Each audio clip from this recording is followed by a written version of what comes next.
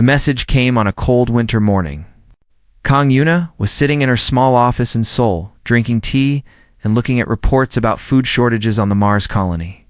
She was tired. She had been working for 16 hours without rest. But when her screen flashed red with an urgent message from Earth's central government, she forgot about her tiredness. She read the message 3 times. Then she read it again. The Astari Empire wanted a marriage alliance, and they wanted her. Yuna put down her teacup. Her hands were shaking slightly. She was 28 years old. She had spent the last 6 years working as a diplomat, solving problems between Earth and its colonies. She was good at her job. She was calm under pressure. She could make angry people listen to reason. But this was different. This was not a negotiation she could win and then go home. This was forever. 3 days later, Yuna stood in a large meeting room with Ambassador Han Sora and 12 other officials. The walls showed images of the Void Swarm, a massive army of living ships that was moving toward their part of the galaxy. The swarm had already destroyed for civilizations. Earth would be next in 30 years. "We need allies," Ambassador Sora said. Her voice was calm, but serious. "The Astari Empire is the strongest power in this region. They have weapons we cannot even understand. They have ships that can travel faster than anything we have built. If they stand with us, we have a chance. If they do not, humanity will die." "Why marriage?" asked one of the officials. "Why not just a military treaty?" Sora looked at him with tired eyes. "Because the Astari do not trust easily. They have lived for thousands of years. They think in centuries, not decades. A treaty is just words to them. But marriage means family. Family means real connection. They believe that if our bloodlines mix, we will truly be one people." "But why Yuna?" another official asked. "Because of what she did on Mars," Sora replied. 3 years ago, when the colony was ready to start a war with Earth, she went there alone. She lived with the colonists for 6 months. She listened to them. She understood them. And she found a way to bring peace without any blood being spilled. The Astari have watched humanity for a long time. They saw what she did. Emperor Novin himself asked for her by name. Everyone in the room turned to look at Yuna. She felt their eyes on her like a weight pressing down on her chest. "I did not ask for this," Yuna said quietly. "None of us asked for the Void Swarm either," Sora replied. Her voice was gentle but firm. "The Emperor's daughter, Princess Vila, will be your partner in this marriage. I will not lie to you, Yuna. This will be hard. You will live far from Earth. You will have to learn their customs, their language, their way of life. You may never see your family again in person. But if you do this, you will save billions of lives. Maybe all of humanity." Yuna closed her eyes. She thought about her grandmother in the small village near the mountains. She thought about her brother Tay, who spent his days studying the creatures in the deep ocean. She thought about the cherry blossom trees in spring, the sound of rain on her window at night, the taste of her mother's cooking. She might never experience any of those things again. But then she thought about children who would never be born if the swarm came. She thought about all of human history, all of their art and music and stories turned to dust. She thought about the stars that humans had dreamed about for thousands of years. She opened her eyes. "I will do it," she said. Far away, on a ship made of crystal and light, Princess Vela received the news from her father. "Absolutely not," she said. Emperor Novin sat on his throne, his silver skin glowing softly in the dim light of the chamber. He was over 3,000 years old, and he had ruled the Astari Empire for most of that time. He had seen civilizations rise and fall like waves on a beach. He had learned that survival required difficult choices. "The humans are young," he said patiently, "but they are growing fast. Too fast for some in the galaxy. Many want to destroy them before they become a threat, but I see potential in them. A fire that we have lost over the long ages." "They are insects," Vela said. Her voice was cold with anger. "They live for less than 100 years. They still fight wars among themselves. They poison their own planet with pollution. They are barely more advanced than animals. And yet they reached the stars in less than 300 years after discovering electricity, Novin replied. It took us 12,000 years to do the same. They are not weak, daughter. They are simply young. Viola walked to the window and looked out at the stars. She was tall and beautiful, with silver skin like her father and eyes that shone like twin moons. She had been raised to rule an empire. She had studied military strategy, diplomacy, and the histories of 1,000 worlds. She was not some prize to be given away. I will not marry a human, she said. Find another way. There is no other way, Novin said. The void swarm comes. We cannot defeat it alone, and neither can they. Together, we have a chance. Apart, we will both fall. Then let us have a military alliance. Why must I give up my life for these creatures? Novin stood and walked to his daughter. He put his hand on her shoulder. Because the other races are watching? They think humans are weak. They think we are fools for even speaking with them. But if my own daughter stands beside a human, if our bloodlines join, the galaxy will see that we believe in this alliance. They will take Earth seriously. Some may even join us. Vila pulled away from her father. You ask too much. I ask you to save our people, Novin said quietly. I ask you to be the princess I raised you to be. For a long moment, Vila said nothing. Then she turned to face her father with fire in her eyes. I will meet this human, she said, but I make no promises. If she is as weak as I believe, I will refuse, and you will find another way. Novan nodded slowly. That is all I ask. Give her a chance. You may be surprised. Vila walked out of the chamber without another word. In her heart, she was certain of one thing. This human woman would prove her right. Humans were primitive, emotional, and simple. There was nothing they could offer the Astari Empire. Nothing at all. On opposite ends of the galaxy, two women prepared to meet. One had accepted her fate with quiet courage. The other burned with resistance and pride. Neither knew that this meeting would change everything they believed about each other and about themselves. The stars turned slowly in the darkness between them. Waiting for what was to come, the Astari flagship was the largest thing Yuna had ever seen. It was not really a ship. It was a floating city made of crystal that caught the light of distant stars and turned it into rainbows. As her small transport vessel approached, Yuna pressed her face against the window, like a child seeing snow for the first time. Beautiful, is it not? Ambassador Sora said beside her. It is like something from a dream, Yuna whispered. The transport entered through a massive opening in the side of the flagship. Inside, the walls glowed with soft blue light. Gravity felt strange here. Lighter than on Earth, but not uncomfortable. Yuna took a deep breath and straightened her simple black dress. She had chosen not to wear anything fancy. She wanted to be herself, not pretend to be something she was not. A group of Astari waited for them in the landing area. They were tall, all of them over 2 meters, with silver skin and large dark eyes. They moved gracefully, like dancers or flowing water. At the front of the group stood a female Astari who was clearly important. She wore a dress made of something that looked like liquid starlight. Her face was cold and proud. This was Princess. Vela Yuna walked forward and bowed her head in the traditional Korean way of showing respect. Thank you for receiving us, Princess Vela. I am honored to meet you. Vela looked at her for a long moment without speaking. Her eyes moved over Yuna's simple dress, her short black hair, her small human body. Finally she spoke. You are smaller than I expected. Sora tensed beside Yuna, but Yuna only smiled. I have never found size to be important. Some of the greatest warriors in human history were not tall. Warriors. Vila raised one eyebrow. Humans still believe in fighting with the body. How primitive. You believe in fighting with whatever we have, Yuna replied calmly. Our bodies, our minds, our hearts, we use everything. For just a moment, something flickered in Vila's eyes. It might have been surprise. But it disappeared quickly, replaced by cold politeness. Come, Vila said. My father has prepared a dinner in your honor. You must be hungry after your long journey. The dining hall was enormous.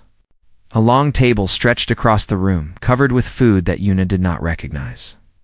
Glowing fruits, strange meats, dishes that seemed to move on their own.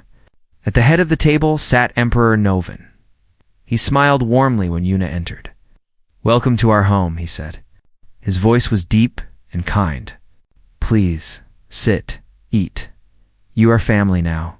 Yuna sat beside the Emperor, with Princess Vela across from her. As the dinner progressed, Vela asked questions. But they were not friendly questions. They were tests. "Tell me," Vela said while cutting her food with perfect precision. "How do humans accept having such short lives? Does it not make everything seem pointless?" The table grew quiet. Everyone waited for Yuna's answer. "When I was young," Yuna said slowly, "my grandmother told me a story. She said that life is like a candle. It does not matter how long the candle burns. What matters is how bright the flame is." She looked directly at Vela. "Humans know our time is short. That is why we do not waste it. Every moment is precious. Every day is a gift. We love harder, dream bigger, and fight stronger because we know it will all end someday. Our short lives do not make things pointless. They make everything more meaningful." Vela's face showed nothing, but she did not have another question ready. She simply continued eating in silence. Later, the Emperor asked about Earth's history. Yuna told him about the wars humans had fought, the terrible weapons they had created, the destruction they had caused to their own planet. "You speak of your own failures openly," the Emperor observed. "Most species try to hide their dark history." "Hiding the truth does not change it," Yuna replied. "We have done terrible things. We have also done wonderful things. Both are true. Both are part of who we are. I believe that understanding our failures is the only way to become better." Vela made a small sound. "A convenient excuse for being destructive," Yuna turned to her. "Perhaps. Or perhaps it is honest. I cannot speak for all of humanity. I can only speak for myself. I have made mistakes in my life. Many mistakes. But each one taught me something. I would not be sitting here today if I had not learned from my failures." "And what failures brought you here?" Vela asked. There was a sharpness in her voice now. Yuna thought for a moment. "None," she said finally.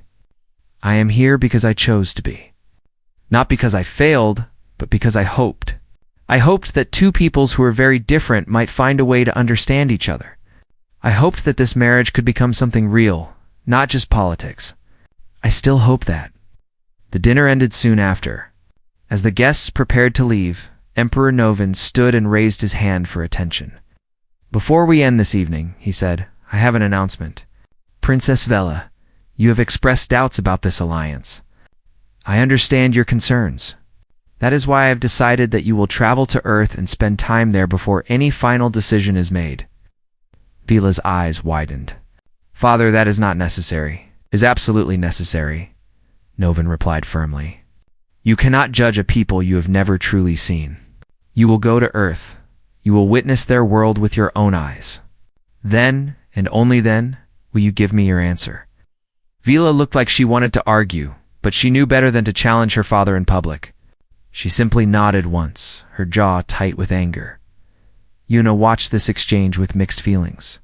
Part of her was relieved. If Vela saw Earth, really saw it, maybe she would understand. But another part of her was worried. What if Vela went to Earth and found exactly what she expected? What if she saw only the pollution, the poverty, the problems? As Yuna walked back to her quarters on the ship, she felt someone behind her. She turned and found Vela standing in the corridor, her silver face unreadable. "Do you think you impressed my father tonight?" Vela said quietly. "You think your pretty words about candles and hope will change anything?" Yuna met her gaze without fear. "I think I told the truth. Whether it changes anything is not up to me." Vela stepped closer. She was much taller than Yuna, and she clearly meant to intimidate her. "I have lived for 400 years. I have seen 100 species come and go. Your kind is nothing special. When I see your world, I will prove that to my father. And this foolish marriage will end before it begins." Yuna did not step back. She did not look away. Then I look forward to showing you everything, she said simply. See you on Earth, princess. She turned and walked away, leaving Vela standing alone in the corridor. The princess watched her go with narrowed eyes.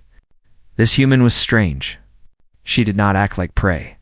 She did not beg or try to impress. There was something in her, something that Vela could not quite name. But it did not matter. Earth would reveal the truth. Humans were primitive. This one was no different. Vela was sure of it. Almost sure. Princess Vela expected to hate Earth from the moment she arrived. She had prepared herself for disappointment, for disgust, for proof that humans were as primitive as she believed. But as her ship descended through the clouds above Korea, something unexpected happened. She saw the mountains. They rose from the land like giants frozen in time. Covered with green forests and white snow at their peaks, rivers cut through valleys like silver ribbons. And everywhere there was life. Birds flew in great flocks. Trees bent in the wind. The planet was breathing. Your world is very green, Vela said quietly. Yuna stood beside her at the viewing window. We nearly destroyed it, she admitted.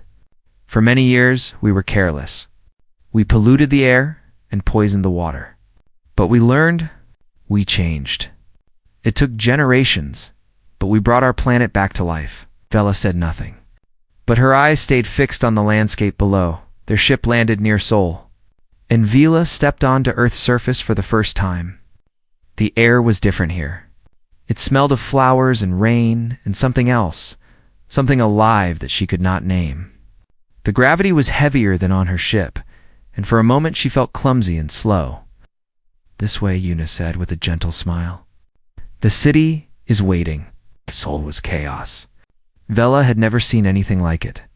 Millions of people moved through the streets, each one going somewhere different, each one living their own story. Tall glass buildings stood next to ancient wooden temples. Loud music played from shops while old women sold vegetables on street corners. Everything was noise and color and motion. How do you live like this? Vela asked, overwhelmed. There is no order. No pattern. There's pattern, Yuna replied. You just cannot see it yet. Watch. They stood at a busy intersection, and Yuna pointed. See that woman with the red bag? She is going to work. She takes the same route every day. And that old man? He feeds the birds in the park every morning at this time. The young couple holding hands. They come to this spot every week, because it is where they first met. She looked at Vela. Every person here has a story. Every movement has meaning. The chaos is just life happening all at once. That evening, Yuna took Vela to a night market. Long tables were covered with food. Steam rising from hot plates, sellers shouting prices. The smells were overwhelming, spicy and sweet and salty, all mixed together. Try this, Yuna said, handing Vela something wrapped in paper. Vela looked at it suspiciously. What is it? Street food. It is called hadiak. Sweet pancake with honey inside. Right. The taste exploded in her mouth, warm and sweet and somehow comforting. For a moment, she forgot to be proud and distant. Her eyes widened with surprise. This is good, she admitted. Yuna laughed, and for the first time, Vela noticed that her laugh was pleasant. Not annoying as she had expected. Just pleasant. The next day, Yuna's brother Lee Tae arrived to take them to the coast. Tae was younger than Yuna, with an easy smile and eyes full of curiosity. He worked as a marine biologist, studying the creatures of the deep ocean. The princess has never seen an ocean, Yuna had told him. Show her. They drove for hours until the land ended and the water began. Vela stepped out of the vehicle and stopped breathing. The ocean stretched to the horizon and beyond. Blue and green and silver, moving constantly, waves rolling toward the shore in endless repetition. The sound of it was like nothing she had ever heard, a deep, constant voice that seemed to speak of eternity. It is so big, Vela whispered. I have traveled between stars, but I have never seen anything like this. The ocean covers most of our planet, Tae said, standing beside her. And we have only explored a small part of it. There are creatures down there that we have never seen. Mountains taller than anything on land, It is our last great mystery. You explore it? Vela asked. But it is dangerous. The pressure, the darkness, the creatures that hunt there. Tay grinned. That is why we do it. Because it is dangerous. Because we want to know. Humans cannot help ourselves. We see a mystery and we have to solve it, even if it might kill us. Vela stared at the water for a long time. On her world, the Astari had long ago explored everything. They had mapped every corner of their planet, cataloged every species, answered every question. There were no mysteries left. She had never realized how empty that felt until this moment. That night, storm came. Vela was in her room when the first thunder shook the building. She ran to the window and saw something that made her freeze with shock. The sky was alive. Lightning cracked across the clouds, bright as 1,000 suns. Rain fell in sheets so thick she could barely see. Wind howled like a wild animal. On her world, weather was controlled. Rain fell when and where they wanted it to fall. Storms did not exist. This raw, violent display of nature's power was completely new to her. She heard a knock on her door. When she opened it, Yuna was standing there, wet from the rain. "Come with me," Yuna said. They went up to the roof of the building. The wind pushed against them, the rain soaked their clothes, but Yuna walked to the edge and stood there, facing the storm. After a moment of hesitation, Vela joined her. Lightning split the sky directly above them. The thunder was so loud it shook Vela's bones. She should have been afraid. Any reasonable person would have been afraid. But standing next to this small human woman who faced the storm without flinching, Vela felt something different. She felt alive. "You live with this," Vela said, raising her voice over the wind. "You cannot control it. You cannot stop it, and yet you do not hide." Yuna turned to look at her. Rain ran down her face like tears, but she was smiling. "We have learned that some things cannot be controlled. Nature, death, the future. Fighting against them only brings suffering, so we accept them. We find beauty in them. This storm will pass, and tomorrow the world will be fresh and clean. That is how we see it." The storm raged around them, and something inside Vela shifted. She had spent 400 years believing that control was everything, that order and power were the only things that mattered. But these humans lived in chaos, in uncertainty, in the shadow of their own short deaths, and they were not afraid. For the first time, Vela wondered if maybe she had been wrong about them. Maybe she'd been wrong about everything she stayed on that rooftop with Yuna until the storm passed, watching the lightning paint the sky with fire. And when the last thunder faded into silence, she did not want to go back inside. She wanted to see more. 1 week had passed. Then 2. Princess Vela was supposed to return to the Astari flagship, but she kept asking for more time. Her advisor, Counselor Drath, was confused and worried. "Your Highness," he said one morning, "this visit was meant to confirm your beliefs about humans. Instead, you seem to be enjoying yourself. Your father is asking questions." "Tell my father I am conducting thorough research," Vela replied without looking at him. "I will return when I am ready." The truth was that Vela did not want to leave. Every day on Earth showed her something new, something that challenged everything she thought she knew. But she was not ready to admit that. Not yet. That afternoon, Yuna made an unusual request. "I want to take you to meet my grandmother," she said. "She lives in a small village in the mountains." "It is very different from the city," Vela agreed. She told herself it was just more research. The village was quiet and green, surrounded by hills covered with trees. Old houses with curved roofs lined narrow streets. Elderly people sat on porches, watching the world with peaceful eyes. There were no flying vehicles here, no glowing screens, no signs of advanced technology. It was as if they had traveled back in time. Yuna's grandmother lived in a small house with a garden full of vegetables. She was old, over 90 years, with white hair and deep wrinkles and eyes that sparkled with life. When she saw Yuna, she smiled so wide it seemed to light up the whole valley. "My little bird," she said, pulling Yuna into a hug. "You came home, grandmother. This is Princess Vela of the Astari Empire," Yuna said. The old woman looked up at Vila without any fear or nervousness. She simply smiled and bowed her head. "Welcome to my home. You must be hungry. Come, I will make soup." They sat in a small kitchen while the grandmother cooked.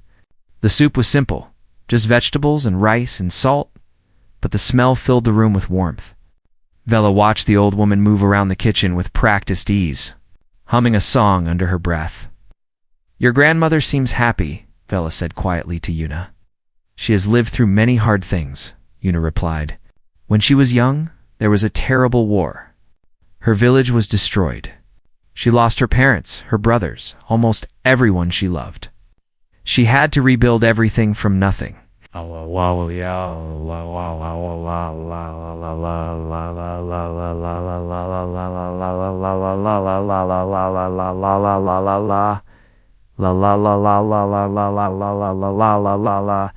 So, the Allah is my dollar, says.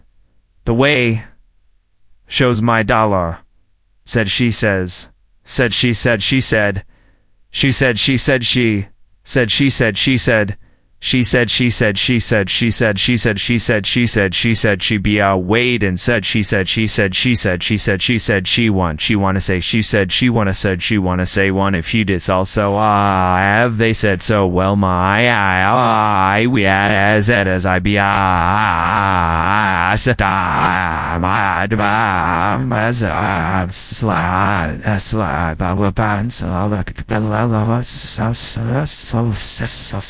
How can she smile like that? How can she be happy after such loss? Because she chose to be, Yuna said simply. She told me once that grief is like a river. You cannot stop it. You can only let it flow through you and trust that eventually it will become smaller. She said that every day she wakes up is a victory. Every meal she shares with family is a gift. She does not forget the pain. She just refuses to let it take away her joy. The grandmother served the soup and sat down with them. Through Yuna translating, she told stories of her life, stories of war and peace, of loss and love, of watching her children grow and her husband pass away. She spoke of hard winters and beautiful springs, of crying until she had no tears left and then finding reasons to laugh again. "Life is not about avoiding pain," the old woman said, looking directly at Vela. "Life is about carrying pain and still finding beauty. That is what makes humans strong. We break, but we heal. We fall, but we stand again. We are not strong because we do not suffer. We are strong because we suffer and keep going." Vila did not know what to say.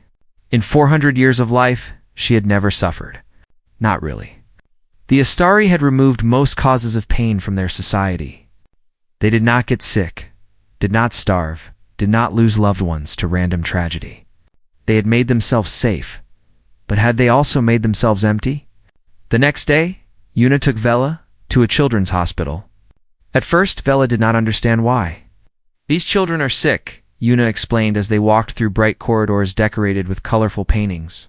"Some will get better, some will not. But we take care of all of them, no matter what." They entered a room where a group of children were drawing pictures. Some had no hair from medical treatments. Some were very thin and weak. One little girl sat in a chair that moved by itself because she could not walk. But they were all laughing. They were showing each other their drawings, making jokes. Being children. A small boy with a shaved head ran up to Vela and held up his picture. It showed a tall silver figure with big eyes standing next to a smaller person with black hair. "Is that me?" Vela asked, surprised. The boy nodded happily. "You are an alien princess. That is so cool. Are there really other worlds out there? Can I go someday?" Vela knelt down to look at the boy's picture more closely. Her chest felt tight in a way she did not understand. "Yes," she said softly. "There are many worlds. Beautiful worlds with strange creatures and amazing things. And yes, maybe someday you can see them." The boy's smile was like sunrise. "I knew it. I told my mom that space was real and she said I watched too many movies." Later, as they left the hospital, Vila was quiet for a long time. Finally, she spoke. "That boy might die," she said. The doctors, they cannot be sure he will survive his illness. That is true, Yuna admitted. But he dreams of space. He dreams of the future. How can he do that when his future is so uncertain? Yuna stopped walking and turned to face Vela. God, because hope does not need certainty. Hope only needs possibility. As long as there is a chance, no matter how small, humans will hope. We cannot help it. It is how we are made. That night, Yuna took Vela to a rooftop in the city. The lights below sparkled like an ocean of stars, but above them, the real stars shone even brighter.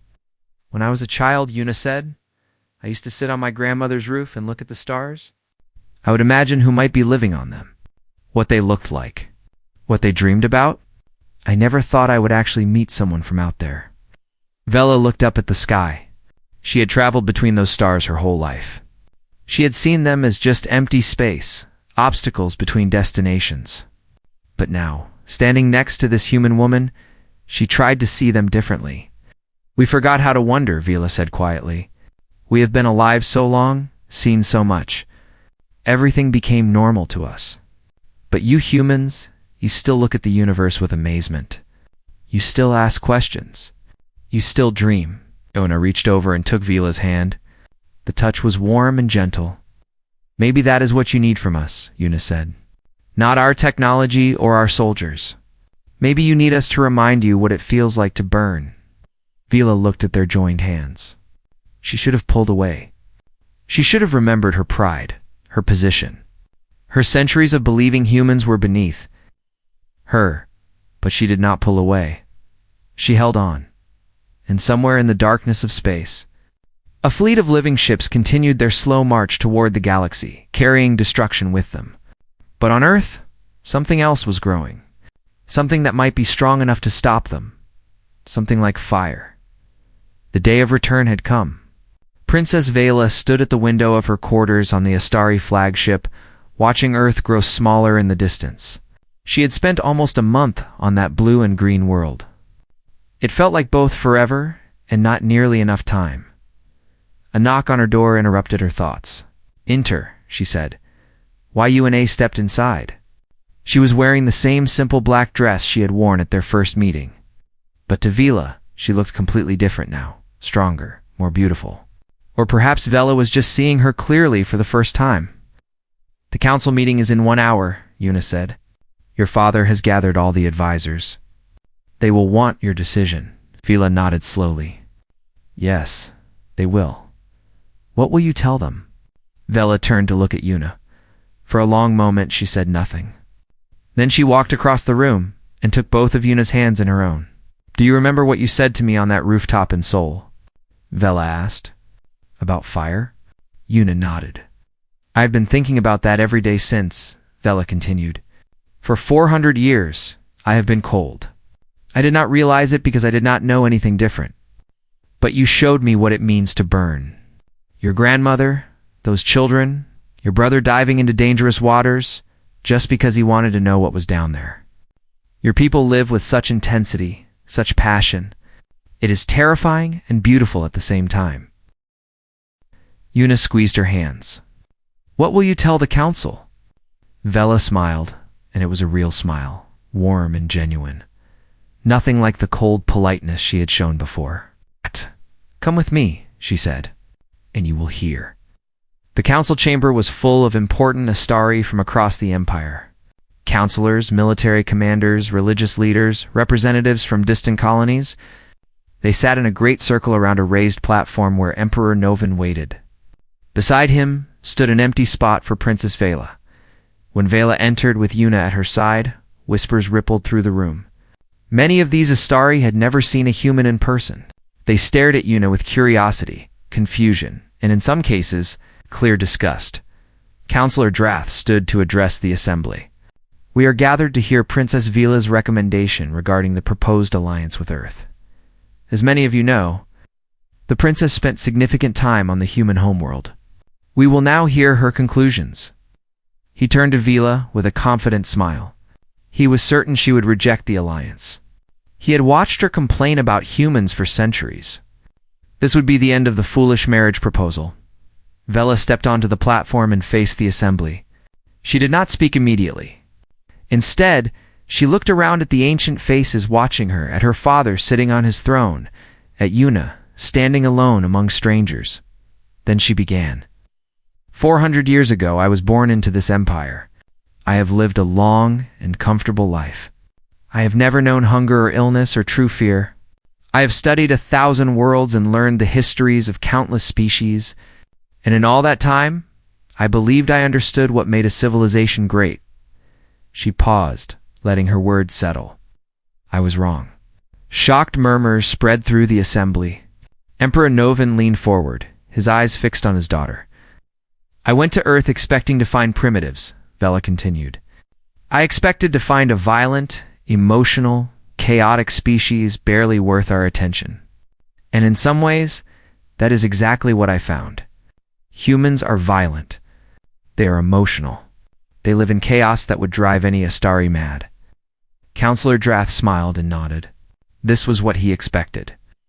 But I also found something else, Vela said, her voice growing stronger.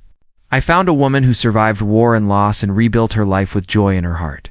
I found children facing death who still dreamed of touching the stars. I found scientists diving into crushing darkness just because they wanted to understand.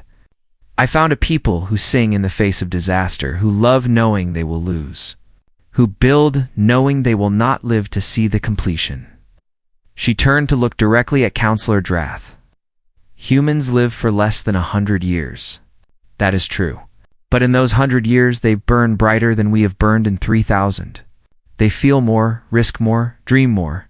Every single day, they face the knowledge that they will die. And instead of giving up, they choose to live harder. Drath's smile faded. I have studied our own history, Vela said. Addressing the entire assembly now. Do you know when the Astari were at our greatest?